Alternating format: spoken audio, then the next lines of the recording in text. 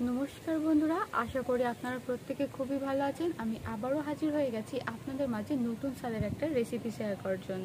আজকের রেসিপিটা কিন্তু বানানো সব থেকে একদমই সহজ আর খেতে কিন্তু ভীষণ মজার। তো আজকের এই দুর্দান্ত রেসিপিটা বন্ধুরা একটু স্কিপ না করে সেই সবজির সঙ্গে থাকার অনুরোধ রইল আপনাদের কাছে। আর আজকের রেসিপিটা যদি একটু ভালো লেগে থাকে একটা লাইক করতে কিন্তু একদমই ভুলে যেও না। আর আমার চ্যানেলটা সাবস্ক্রাইব করে অল বাটনটা প্রেস করে আমার পাশে থাকার অনুরোধ রইল। তো বন্ধুরা আর বেশি দেরি না করে চলুন আজকের ভীষণ মজাদার রেসিপিটা শুরু করে ফেলা যাক। পাউরুটি দিয়েই হচ্ছে এত মজাদার একটা রেসিপি বন্ধুরা আমি কিভাবে তৈরি করেছি দেখতে থাকুন। এটি কিন্তু দেখতে যেমন ভীষণ সুন্দর তেমন কিন্তু খেতেও ভীষণ মজার। আজকে রেসিপিটা বানানোর জন্য এখানে প্রথমে নিয়ে নিয়েছি আমি কিন্তু স্লাইস রুটি, দেখতেই পাচ্ছেন। এই স্লাইস রুটি নিয়ে নেওয়ার পরে এবার আমি কিভাবে এটাকে কাট করছি সেটা কিন্তু অবশ্যই স্কিপ না করে দেখতে থাকুন। এখানে দেখুন আমি প্যাকেট থেকে হচ্ছে নিয়ে নিয়েছি স্লাইস ব্রেডগুলো, আর এই ব্রেডগুলোকে কিন্তু এবার আমি কাট করব। কাট করার জন্য দেখুন প্রথমে আমি ব্রেডগুলোকে হচ্ছে এভাবে নিয়ে নিয়েছি। এবার একটা করে ব্রেড নেব এবং হচ্ছে এর যে চার সাইডের যে ব্রাউন যে অংশটা থাকে সেটা কিন্তু আমাদের লাগবে না আজকের রেসিপিতে, তাই আমাদের কিন্তু এই ব্রাউন অংশটাকে কেটে বাদ দিয়ে দিতে হবে। দেখুন আমি ঠিক এভাবেই হচ্ছে ব্রাউনের যে অংশটা থাকে ব্রেডের চারপাশে, সেই চারপাশের কিন্তু এই অংশটা কেটে বাদ দিয়ে দেব। সেমভাবেই কিন্তু আমি সমস্ত ব্রেডগুলোকে তৈরি করে নেব। আমি একটা ব্রেড এখানে করে দেখিয়ে দিলাম। আমি একইভাবে কিন্তু যতগুলো ব্রেড আজকে আমি ব্যবহার করব সবগুলো তৈরি করে নেব। ঠিক এভাবে দেখুন শুধুমাত্র ব্রেডের আমরা সাদা অংশটা নেব। আর এই সাদা অংশটা নিয়ে নেওয়ার পরে এবারে বন্ধুরা একটা ব্রেডকে কিন্তু 4 টুকরো করে আমি কেটে নেব। ঠিক এভাবেই দেখতে পাচ্ছেন। আমি কিন্তু হচ্ছে একইভাবে দেখুন সমস্ত ব্রেডগুলোকে 4 পিস করে কিন্তু কেটে নিয়েছি। আর 4 পিস করে কেটে নিলে কিন্তু সাইজটা ঠিক এরকম আসবে। তো আপনারা কিন্তু এভাবে হচ্ছে কেটে নিতে পারেন। আর এটা কিন্তু কাটা একদমই সহজ, দেখেই নিলেন। এবারে চলুন পরের পদ্ধতিতে চলে যাই। পরের পদ্ধতিতে যাওয়ার জন্য এখানে দেখুন আমি দিয়ে দিয়েছি হচ্ছে একটা পাত্র করে তেল হচ্ছে গরম করতে। আর তেলটা খুব ভালোভাবে কিন্তু গরম হচ্ছে একদমই করা যাবে না, মোটামুটি কিন্তু লো টু মিডিয়াম আঁচে রেখে একটু গরম হয়ে গেলেই কিন্তু ব্রেডগুলোকে দিয়ে দিতে হবে। একটা কথা কিন্তু খেয়াল রাখতে হবে বন্ধুরা, তেল যদি খুব হিট হয়ে যায় সেক্ষেত্রে কিন্তু এই পাউরুটি দেওয়ার সাথে সাথেই কিন্তু একদমই লাল হয়ে যাবে, অনেক সময় পুড়েও যেতে পারে। তাই কিন্তু একটু তেল গরম হলেই তার মধ্যেই কিন্তু আপনারা হচ্ছে দিয়ে দিতে পারেন এই পাউরুটির টুকরোগুলো। আর সেই সময় অবশ্যই লো টু মিডিয়াম হচ্ছে আঁচে রাখবেন, রেখে কিন্তু এগুলোকে ব্রাউন করে করে ভেজে নেবেন। একদম লাল লাল করে কিন্তু ভেজে নেবেন, তবে খেয়াল রাখতে হবে যে যেন পুড়ে না যায়। একইভাবে কিন্তু আমি যতগুলো হচ্ছে ব্রেডের হচ্ছে পিস হচ্ছে করে নিয়েছিলাম সমস্ত পিসগুলোকে কিন্তু ভেজে নেব।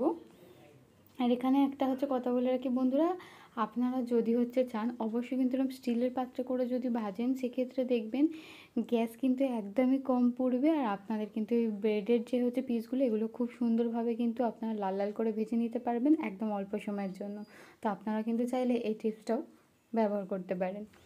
এবারে দেখুন আমি চিনি শিরাটা হচ্ছে বানিয়ে নিয়েছি। যে পরিমাণে চিনি নিয়েছি আমি কিন্তু তার থেকে বেশি হচ্ছে জল নিয়েছি। মানে যদি আমি হচ্ছে পৌনে 1 কাপ চিনি নিয়ে থাকি আমি জল কিন্তু 2 কাপ ব্যবহার করেছি, কারণ আজকে শিরাটা আমি একদম পাতলা বানাবো, একদমই কিন্তু ঘন করে বানাবো না। তো দেখুন শিরাটা কিন্তু খুব ভালোভাবে হচ্ছে ফুটে গিয়েছে। আর এই গরম গরম হচ্ছে কিন্তু চিনি শিরাটা আমি নিয়ে যে ব্রেডগুলো ভেজে রেখেছিলাম তার মধ্যেই কিন্তু ঢেলে দেবো, দেখতেই পাচ্ছেন। আর কিন্তু এই চিনি শিরার মধ্যে একটু এটাকে রাখার দরকার নেই, যেহেতু আমি গরম শিরাই ঢেলে দিয়েছি। তাই কিন্তু হচ্ছে শিরাটা ঢেলে দেওয়ার পরেই সাথে সাথেই কিন্তু এই টোস্টগুলোকে তুলে নিতে হবে, না হলে এই টোস্টগুলো একদম নরম হয়ে যাবে। আর এখানে দেখুন বন্ধুরা আমি হচ্ছে কিন্তু এই ব্রেডের মাঝখানে যে মিশ্রণটা ব্যবহার করছি সেটা হচ্ছে আমি লিকুইড দুধকে খুব ভালোভাবে কিন্তু জাল করে নিয়ে তারপর ঠান্ডা করে নিয়েছিলাম।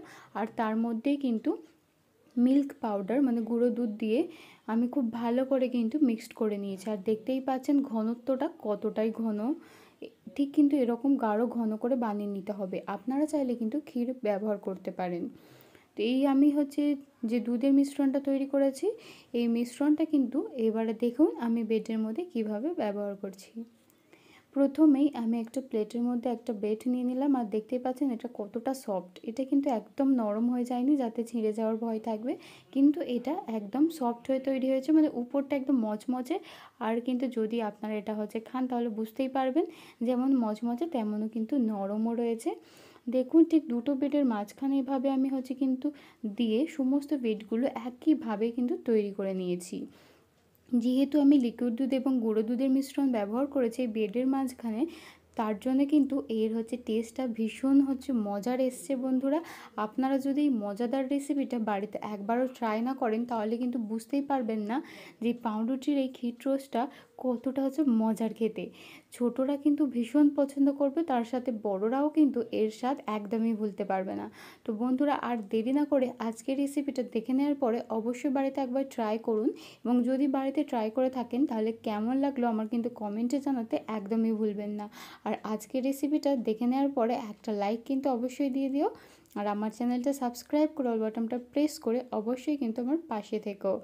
নোটিফিকেশান কিন্তু সবার আগে পাওয়ার জন্য অবশ্যই বন্ধুরা আমার চ্যানেলটা সাবস্ক্রাইব করে নেওয়ার পরে অল বাটন প্রেস করতে একদমই ভুলে যেও না, কারণ আমি আপনাদের মাঝে কিন্তু নিত্য নতুন আরও অনেক নতুন স্বাদের রেসিপি শেয়ার করতে চলেছি, তাই অবশ্যই কিন্তু অল বাটনটা প্রেস করে রেখো। আর আজকের রেসিপিটা যদি ভালো লেগে থাকে বন্ধুদের মাঝেও কিন্তু শেয়ার করো। তো আজকের এই দুর্দান্ত রেসিপিটা কিন্তু দেখে নেওয়ার পরে আর দেরি করো না বন্ধুরা, আবারও বলছি বাড়িতে একবার হলেও ট্রাই করো, এবং এর স্বাদ কতটা মজার লাগলো অবশ্যই আমার কমেন্টে জানিও।